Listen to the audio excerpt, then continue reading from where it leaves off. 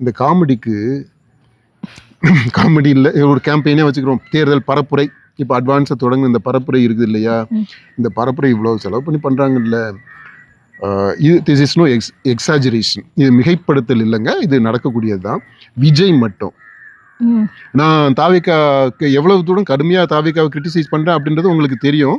அதனால் இப்போ நான் விஜய்க்கு ஆதரவாக இதை சொல்லலை, நான் ஒரு ஃபேக்டை சொல்கிறேன்.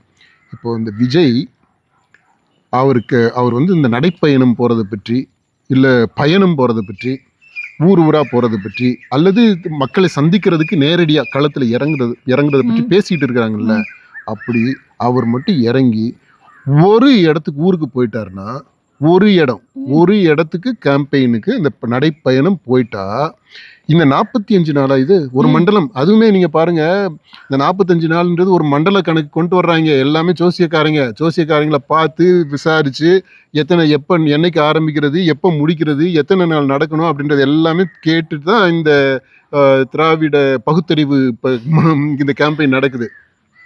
இந்த விஜய் மட்டும் நடத்தினா அந்த ஒரு நாள் ஒரு இடத்துல நடக்கிற சந்திப்பு இந்த 45 நாள் திமுகவினுடைய ஓரணியில் தமிழ்நாடு கேம்பெயினை தூக்கி சாப்பிட்டுட்டு போயிடும்.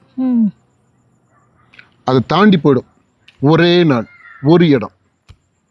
அதுதான் நிலவரம். இந்த கேம்பெயினுடைய நிலவரம். அது விஜயினுடைய ஸ்ட்ரென்த். அது